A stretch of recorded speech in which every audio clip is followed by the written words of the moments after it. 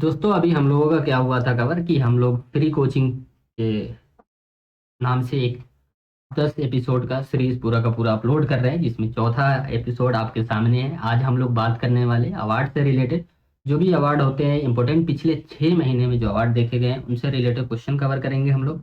And साथ ही साथ last time हम लोगों ने स्कीम से रिलेटेड कवर किया था। बेसिकली वहाँ पर प्रधानमंत्री से रिलेटेड जो ये स्कीम थी यानी उनकी इन्वॉल्वमेंट जो थी उसके बारे में कवर किया। और साथ ही साथ हम लोगों ने कुछ ये भी कवर किया कि पीएम से रिलेटेड जो हमारे कॉन्स्टिट्यूशन में या इंडियन पॉलिटी में हमारा क्या ऐसा कुछ पॉइंट है जिसको कवर करना चाहिए। साथ ही साथ उनके अवार्ड से रिलेटेड भी हम लोगों ने कवर किया था। तो ये सारी चीज़ें हैं जो कि आपके एंट्रेंस एग्जाम से रिलेटेड इंपॉर्टेंट है। और साथ ही साथ मैंने ये भी बताया था आप लोगों को कि एमसीक्यू फॉर्मेट क्या है आपके एंट्रेंस एग्जाम का। उसी को मैंने एक डेमो रखा था जिसमें 10 एमसीक्यू आई थिंक आपके एंट्रेंस एग्जाम में पूछे गए थे, 10 या 12 जो भी था, मैंने उस एमसीक्यू को भी रखा था। तो हर एपिसोड में उसको रखना पॉसिबल भी नहीं है। एंड में हम लोग 10 एपिसोड जब हमारा कंप्लीट हो जाएगा तो उसमें हम लोग एक एपिसोड जो है एमसीक्यू को रखेंगे। साथ ही साथ आज से मैं क्या करने वाला हूँ कि मैराथन एमसीक्यू सीरीज स्टार्ट करने वाला हूँ जो कि आपके एंट्रेंस एग्जाम ओरिएंटेड है। तो आप लोग लाइव सेशन के जरिए वहाँ पर ज्वाइन हो सकते हैं और ये अपने यूट्यूब पर होगा। तो आप लोग चैनल को सब्सक्राइब कर सकते हैं, वहाँ पर हम लोग डेली बेसिस पे एमसीक्यू वगैरह कवर करेंगे। और किसी का कोई भी क्वेरी हो तो 9891460883 इस नंबर पे आप कांटेक्ट कर सकते हैं। सबसे पहले हम लोगों के स्लाइड में यहाँ पर दिख रहा है फुटबॉल से रिलेटेड दो अवार्ड है जिसके दो नेम है, बेसिकली उनको याद रखना है। पहला क्या है कि आप लोगों को पता है कि फीफा जो है फुटबॉल से रिलेटेड जो है हाईएस्ट अवार्ड, मतलब फुटबॉल से रिलेटेड हाईएस्ट हमारा टूर्नामेंट माना जाता है, जिसमें दो कैटेगरी का, कई सारे कैटेगरी में ये अवार्ड दिया जाता है। एक तो बेस्ट प्लेयर का दिया जाता है, best FIFA of the year award दिया जाता है, जिसका पहले नेम जो था बैलन डी और अवार्ड था। ये सारी चीज़ें हैं। लेकिन इसके अलावा 2024 में या रिसेंट में अभी हमारे पास में क्या निकल के आया है कि फीफा का बेस्ट अवार्ड जो है एक मेल कैटेगरी का एंड एक फीमेल कैटेगरी का। तो मेल कैटेगरी के लिए विनीसियस को दिया गया है एंड फीमेल कैटेगरी के लिए बोनमाती को दिया गया है। ये स्पेन से रिलेटेड, बार्सिलोना से रिलेटेड है, यानी ये बार्सिलोना से खेलती है। एंड ये विनीसियस जो है, इनके बारे में भी आपको पता होना चाहिए कि ये कौन सी कंट्री से खेलते हैं। तो विनीसियस जो है मेंस प्लेयर है और ये हमारे कहाँ से खेलते हैं, बार्सिलोना के मिडफील्डर है। और बोनमाती जो है ना, ये भी शायद वहीं से है ना, तो इसके बारे में थोड़ा सा आपको पता होना चाहिए। खैर ये दो नेम जिनके बारे में आपको आइडिया होना चाहिए। और उसके अलावा इंडिया में जो है कुछ फुटबॉलर जिनको ज़्यादा कुछ प्रमोट नहीं किया जाता है लेकिन हमें पता होना चाहिए, क्योंकि लास्ट 2 ईयर से देखा गया है इनके नेम को बेसिकली न्यूज़ में कई सारी जगहों पे। तो सुनील छेत्री जी, ये पूछा जा सकता है, ये हमारे इंडियन फुटबॉलर है। गुरप्रीत सिंह संधू, उसके अलावा जो है ये नेम जो है ना सबसे ज़्यादा इंपॉर्टेंट हमारे लिए, क्योंकि ये सबसे ज़्यादा अगर सोशल मीडिया पे किसी को कवरेज मिला है तो ये इनका ये है ना। ये अपना यूट्यूब चैनल, अपने इंस्टाग्राम पे बहुत सारी चीज़ों को अपलोड करते रहते हैं। तो ये कुछ इंडियन फुटबॉलर है जहाँ से डायरेक्ट क्वेश्चन, आप लोगों ने भी अगर पीवाईक्यू देखा हुआ है तो एसोसिएटेड से रिलेटेड बेसिकली हमारा क्वेश्चन पूछा जाता है। तो ये पूछा जा सकता है कि ये कौन से स्पोर्ट से एसोसिएटेड। उसके अलावा जो है हमारे पास में women's junior Asia cup hockey जो है, उसमें इंडिया जो है चाइना को हरा के टाइटल अपने पास ले आया है। तो ये चीज़ें आपको पता होना चाहिए, ये टाइटल हमारे पास में। और एक नेम यहाँ पर भी बहुत ज़्यादा इंपॉर्टेंट है, वो है निधि। ये हमारी गोलकीपर है ना। तो पेनाल्टी में ये हम लोग जीतते हैं। तो पहले 1-1 से ड्रॉ हो गया था, फिर उसके बाद में पेनाल्टी होता है।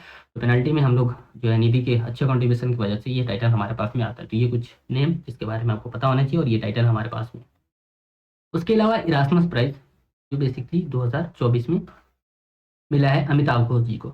अब देखो अमिताभ घोष जी से रिलेटेड जो है पेज में मैंने भी कवर कराया था, इससे रिलेटेड बहुत सारी चीज़ें हैं। तो इनके बुक के बारे में देखना पड़ता है, इनको जो भी अवार्ड वगैरह मिला उन सारी चीज़ों को देखना पड़ता है। लेकिन यहाँ पर सिर्फ अवार्ड से रिलेटेड हम लोग बात करें तो इरास्मस प्राइज जो 2024 का वो तो अमिताभ घोष जी को मिला है। साथ ही साथ 2018 का हमारा ज्ञानपीठ अवार्ड जो है अमिताभ घोष जी को मिला हुआ था। अब ये ज्ञानपीठ अवार्ड क्या है हमारा, ये हाईएस्ट लिटरेचर अवार्ड माना जाता है। इससे रिलेटेड ये है कि हमारा ज्ञानपीठ अवार्ड जो है ये 1961 में स्टेब्लिश हुआ था। इसके बारे में आपको याद होना चाहिए। 1965 में इसको हम लोगों ने फर्स्ट टाइम क्या किया था, डिस्ट्रीब्यूट किया था। फर्स्ट रेसिपेंट जो है ज्ञानपीठ अवार्ड के देखे जाए तो जी शंकराकुरुप जी, और एक ये मलयालम राइटर थी जिनको 1965 में मिला था। उसके अलावा फर्स्ट वीमेन अगर देखते हैं ज्ञानपीठ अवार्ड की तो आशा पूर्णा देवी जी थी, जिनको मिला हुआ था 1976 में, है ना। और ये बंगाली राइटर थी हमारी। तो ये कुछ बात जिसके बारे में आपको आइडिया होना चाहिए। अब देखो यहीं से क्वेश्चन पूछ देता है कि first recipient, first women recipient of Bharat Jnanpith award, इस तरह के क्वेश्चन बनते रहते हैं। अब थोड़ा सा आगे हम लोग और चलते हैं, साहित्य अकादमी अवार्ड के बारे में देखते हैं। तो ये हमारा जो भी 24 लैंग्वेज है उसके में पब्लिश वर्क जो होता है उसमें दिया जाता है। एंड ये हमारा अवार्ड जो है 1954 में एस्टेब्लिश हो गया था और इसको हम लोगों ने फर्स्ट डिस्ट्रीब्यूट जो किया था 1955 में किया था। अब देखो कि 24 लैंग्वेज में पब्लिश वर्क में दिया जाता है, तो सब लैंग्वेज के लिए अलग अलग है। लेकिन अगर थोड़ा सा हम लोग देखें तो हिंदी, उसके फर्स्ट रेसिपेंट की बात करते हैं तो माखनलाल चतुर्वेदी जी और आर के नारायण जी, ये जो है इंग्लिश की फर्स्ट रेसिपेंट कंसिडर किए जाते हैं। उसके अलावा अमृता प्रीतम जी फर्स्ट वीमेन थी जिनको साहित्य अकादमी अवार्ड मिला था, और इनका जो एक लॉन्ग पोएम था सुनेहा दे, उसके लिए मिला था। तो ये भी आपको याद रखना पड़ेगा साहित्य अकादमी अवार्ड से भी। देखो यहाँ पर कई सारे अवार्ड को मैं यहाँ पर कवर कर रहा हूँ जो कि आपके इंडियन एग्जाम से ओरिएंटेड। वैसे करने के लिए मैं हजारों अवार्ड को यहाँ पर घुसा सकता हूँ, लेकिन वैसा नहीं कर रहा हूँ क्योंकि टू द पॉइंट बात करना है और आपको बेस बनाना है, क्योंकि क्या नहीं पढ़ना है ये भी बहुत ज्यादा मैटर करता है। व्यास सम्मान जिसके बारे में आपको आइडिया होना चाहिए, और 10 सालों में पिछले जो भी हमारे हिंदी में पब्लिश वर्क होते हैं उसमें दिया जाता है। और के बिरला फाउंडेशन ग्रुप जो है इस अवार्ड को देता है, और इसको शुरुआत जो हुआ था 1991 में किया गया हुआ था। फर्स्ट रिसिपेंट की बात करते हुए व्यास सम्मान की तो रामविलास शर्मा जी थे। उसके अलावा जो है जो इनका वर्क अगर देखेंगे तो भारत के प्राचीन भाषा परिवार और हिंदी, ये डायरेक्ट क्वेश्चन पूछा जा सकता है कि भारत के प्राचीन भाषा परिवार और हिंदी के राइटर कौन थे, तो रामविलास शर्मा जी। उसके अलावा फर्स्ट वीमेन अगर बात करते हुए व्यास सम्मान की तो चित्रा मुदगाल जो थी, इनका नॉवेल था अवान, उसके लिए। अभी रिसेंट में देखा जाए 2023 में तो पुष्पा भारती जी को मिला था 33rd व्यास सम्मान 2023 का, है ना। तो इनकी जो कॉन्ट्रीब्यूशन थी या बेसिकली इनका जो वर्क था यादें और यादें, इसके लिए मिला हुआ था। अब इंडियन ओरिजिन की आर्टिस्ट जो है उनको टर्नर प्राइज मिला है। तो टर्नर प्राइज जो है इसके बारे में याद रखना कि अवार्ड जो हमारा 1984 में स्टार्ट हुआ था, और ये किसको मिला है, जसलीन कौर को मिला है ये अवार्ड, है ना, 2024 का। तो बेसिकली इनका जो है ना एक तरीके से एग्जीबिशन जो हुआ था ना उसमें इन्होंने अपना बहुत सारी चीज़ों को एग्जिबिट किया था, वहाँ पर शोकेस किया था, जिसकी वजह से ये अवार्ड जो है इनको मिला है। तो इस अवार्ड के बारे में याद रखो बस। इंदिरा गांधी पीस प्राइज, इसके बारे में आपको पता होना चाहिए। तो 2023 का जो है 24 का माइकल वेचलेट को मिला है ना। तो इसके बाद 2023 का, सॉरी, है ना, 2023 का डेवलपमेंट नहीं, ये 2024 का मिला है इनको, है ना। 2024 का जो है माइकल वेचलेट को मिला है ये award, Indira Gandhi peace prize. अब देखो कि यहाँ पर 2017 में मनमोहन सिंह को ये अवार्ड मिल चुका है, 2018 में centre for science and environment को मिल चुका है, 2019 में सर डेविड एटनबरो को मिला है, 2021 में प्रथम ये हमारी एक एनजीओ है इसको मिला था, 2022 में जो हमारा इंडियन मेडिकल एसोसिएशन जो है, train nurses association of India, उनको मिला था कोविड में जो कंट्रीब्यूशन था इनका उनके लिए। और अभी इस साल का जो है माइकल वेचलेट को मिला है 2024 का। 2023 का आप लोग मुझे कमेंट करके बताइए किसको मिला है, और ये मैंने कवर कराया हुआ था। और इनके बारे में थोड़ा सा देखते हैं। तो ये founding director of UN women, तो फाउंडिंग डायरेक्टर मानी जाती हैं, और UN high commission for human rights, और प्रेसिडेंट ऑफ चिले थी ना। तो इनके बारे में आपको याद रखना पड़ेगा। इंदिरा गांधी पीस प्राइज 2024 इनको मिला है। उसके अलावा फिल्म मेकर साजी एन करुण जी, है ना, तो इनको जो है जेसी डेनियल अवार्ड मिला है। अभी डायरेक्ट क्वेश्चन पूछा जा सकता है कि साजी एन करुण कौन से फील्ड से एसोसिएटेड है, तो फिल्म मेकर है ये, और इनको कौन सा अवार्ड मिला है, तो डेनियल जी अवार्ड, बस इतना याद रखिए। अगर किसी को भी कोर्स ज्वाइन करना हो तो आप यूनिप्रेप पे जा सकते हैं। यूनिप्रेप प्रीमियम वाले सेक्शन में जाना है, वहां पर आपको अपना कोर्स सेलेक्ट करना है। कोर्स सेलेक्ट करने के बाद में एनरोल नाउ पे क्लिक करना है। एनरोल नाउ पे क्लिक करने के बाद में आपको इस तरीके से आपका कोर्स दिख जाएगा, क्या मिलने वाला है। तो live classes, recorded PDF notes, 100 hours कम से कम लेक्चर होगा, एमसीक्यू बेस्ड होगा, मॉक टेस्ट होगा, क्लास टेस्ट होगा, और उसके अलावा जो है पेमेंट करना है। पेमेंट करने के लिए यहाँ पर यूपीआई आईडी एंड आपके पास में स्कैनर, गेट स्कैनर जो है उस पर क्लिक कीजिएगा तो स्कैनर भी आपको मिल जाएगा। स्कैनर पर पेमेंट करना, उसके बाद जो है आपको स्क्रीनशॉट लेके यहाँ पर जो है व्हाट्सअप बटन दिखेगा, उस व्हाट्सअप बटन पे आप मुझसे कांटेक्ट कर सकते हैं, या किसी भी तरीके का कोर्स ज्वाइन करने से पहले आपको डाउट है 9891460883 पर कांटेक्ट कर सकते हैं। चलिए ठीक है। साउथ कोरियन जो है हांगकांग, इनको जो है बेसिकली लिटरेचर का नोबेल प्राइज मिला है। तो इनके बारे में बहुत सारी चीज़ें आपको पता होना चाहिए। पहली तो ये इनका जो है थीम क्या है, थीम एंड स्टाइल अगर बात करते हैं तो ये जो है वीमेंस स्ट्रगल जो है सोसाइटी में उसके बारे में लिखती हैं ज़्यादातर। वायलेंस एंड ग्रीफ जो है उसके बारे में भी करती हैं, हिस्टोरिकल इंजस्टिस जो हो रहा है महिलाओं के साथ में उसके बारे में बात करती हैं। इनका थीम है ये। अगर इनके सिग्निफिकेंट वर्क के बारे में में बात करते हैं तो द वेजिटेरियन बहुत ज़्यादा फेमस है, जिसको जो है 2016 का the Man Booker International Prize already मिला हुआ था, है ना। तो ये 2015 में इन्होंने इसको, द वेजिटेरियन इनकी जो है बेसिकली कोरियन में था, और इसको इंग्लिश ट्रांसलेशन करवाया था। तो मैन बुकर इंटरनेशनल प्राइज जो मिलता है वो आपको इंग्लिश ट्रांसलेशन के लिए मिलता है, ना कि आपकी जो ओरिजिनल लैंग्वेज में पब्लिश होता है उसके लिए नहीं। पहले आपको उसको क्या करना पड़ता है, इंग्लिश में ट्रांसलेट करवाना पड़ता है, फिर उसके बाद में इस अवार्ड के लिए आप एलिजिबल होते हैं। तो the Man Booker International Prize 2016 का द वेजिटेरियन को मिला था। तो ये डायरेक्ट पूछा जा सकता है, the Vegetarian is written by तो हांगकांग, पहला आपको याद रखना पड़ेगा। उसके अलावा इन्होंने क्या लिखा हुआ था, ह्यूमन एक्ट 2016 में, है ना, तो इसके बारे में आपको पता होना चाहिए। उसके अलावा एक और था द वाइट बुक 2017 में। तो ये 3 बुक जिसके बारे में आपको पता होना चाहिए। और साथ ही साथ जो है फर्स्ट कोरियन है जिनको नोबेल प्राइज मिला है लिटरेचर फील्ड में, तो ये बहुत ज़्यादा इंपॉर्टेंट है हमारे लिए। चलिए ठीक है। उसके अलावा रोजर फेडर, ये पूछा जा सकता है, इनको जो है 22 टाइम जो है एक ग्रैंड स्लैम चैंपियन जो है मिला है। तो ये रोजर फेडर से रिलेटेड डायरेक्ट क्वेश्चन पूछा जा सकता है, ये कौन से स्पोर्ट से एसोसिएटेड है। रेमन मैग्सेसे अवार्ड से रिलेटेड हम लोग थोड़ा सा बात करते हैं।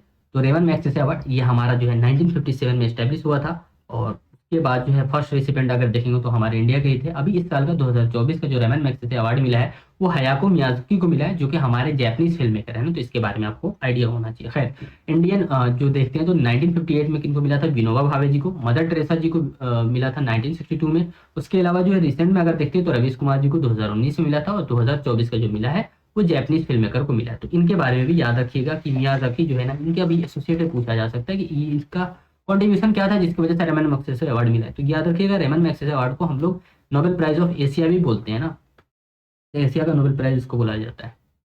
उसके अलावा ब्रिटिश राइटर्स हार्वी जो है ना, इनको बुकर प्राइज मिला है। इनकी स्पेस से रिलेटेड जो स्टोरी है उसके बारे में, और उसका नाम था ऑर्बिटल है ना, तो ऑर्बिटल के लिए जो है इनको अवार्ड मिला है। और ये अवार्ड जो हमारा मैन द बुकर प्राइज जो है 1969 में स्टैब्लिश हो गया हुआ था। बस ये नेम याद रखिए, समांथा हार्वे को ही इस साल का मिला है।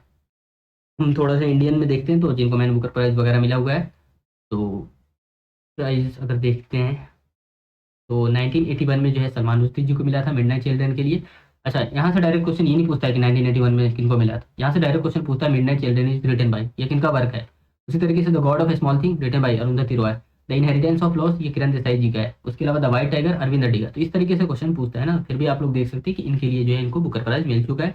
और इससे पहले जो है 2022 में जो है गीतांजलि श्री, इंडियन ही है, उनकी नॉवेल थी हिंदी में, उसको ट्रांसलेट किया गया हुआ था tomb of sand. Tomb of sand के नाम से इंग्लिश ट्रांसलेशन था, जिसको हम लोगों ने क्या किया था कि इंटरनेशनल बुकर प्राइज मिला था 2022 में। तो हिंदी लैंग्वेज की फर्स्ट हिंदी लैंग्वेज जो था जिसको इंटरनेशनल बुकर प्राइज मिला था, तो ये आपको पता होना चाहिए। मतलब हिंदी लैंग्वेज का था, उसको हम लोगों ने ट्रांसलेट करवाया था। बाकी ये सब ऑलरेडी जो है हमारा इंग्लिश में था, तो इसके बारे में आपको आइडिया होना चाहिए। उसके अलावा जो है 70वें नेशनल फिल्म अवार्ड के बारे में बात करते हैं तो कैटेगरी अगर देखते हैं तो बेस्ट फीचर फिल्म में हमारा आतम को मिला है, अट्टम जिसको बोलते हैं। बेस्ट एक्टर देखते हैं तो ऋषभ शेट्टी को मिला है। बेस्ट एक्ट्रेस देखते हैं तो नित्या मेनन एंड मानसी पारिक को मिला है। बेस्ट डायरेक्टर देखते हैं तो सूरज बड़जात्या को मिला है। ये हमारा कुछ अवार्ड था जिसके बारे में आपको आइडिया होना चाहिए। और एक भी ऐसा पॉइंट नहीं जो मैंने इसको पेड में कवर नहीं कराया है। तो पेड वाले बच्चे अगर कोई भी यहाँ पर देख रहे हो तो एज ए रिवीजन आपको एंटरटेन करना है इसको, और कुछ भी नया है उसको आपको नोट डाउन कर लेना है। उसके अलावा जो हम लोग बात कर रहे हैं द इंटरनेशनल बुकर प्राइज 2024 है ना, तो इंटरनेशनल बुकर प्राइज 2024 की अगर हम लोग बात करते हैं तो ये किसको मिला है, माइकल हॉफमैन है ना, और जेनी एर्पेनबेक, ये दो नेम है जिनको मिला था। जेनी एर्पेनबेक ये इनका जो है कायरोस जो है ना, इनका बुक है कायरोस, उसके लिए मिला इन दोनों को है ना। तो एक तो जेनी है और एक हॉफमैन, ये हॉफमैन ये जेनी, ये दोनों ने मिलकर लिखा हुआ था, दोनों को मिला है इंटरनेशनल बुकर प्राइज 2024।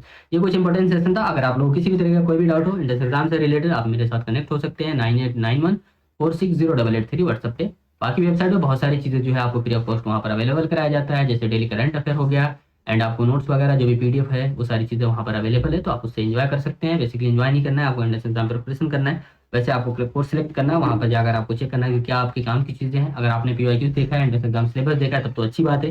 नहीं देखा है तो इस 10 वीडियो को बहुत अच्छे से देखिएगा। आप इसको अपना मूल मंत्र बना लीजिए कि क्या ऐसी चीज़ें किस तरीके से कवर करना है। क्योंकि आगे से अगर आप खुद से भी देखिए, करना तो पड़ेगा, टाइम तो डेली का 2 घंटा आपको देना पड़ेगा। खुद से भी कीजिए या कहीं से भी कीजिए, टाइम तो आपको देना पड़ेगा। अगर वो टाइम खुद से देने के लिए तैयार है तो आप अच्छे से कीजिए। कुछ ज़्यादा टफ भी नहीं है, कोई ज़्यादा ईजी भी नहीं है, क्योंकि एंट्रेंस एग्जाम सिलेबस जो है ना कुछ ज़्यादा, मतलब एक तरीके से ये नहीं कह सकते हम लोग कि बहुत ज़्यादा टफ है और बहुत ज़्यादा ईजी, पर स्मार्ट वे में अगर करते हैं तो कुछ भी ज़्यादा मसला नहीं है आपके लिए। चलिए ठीक है, अगर वीडियो आपको अच्छी लग रही है तो आप लोग कमेंट करके सजेस्ट कर सकते हैं कि इसको कंटिन्यू करना है या नहीं। अगर आपको हेल्प हो रहा है तो अच्छी बात है, अगर नहीं इसको कंटिन्यू करना है तो बता दीजिएगा।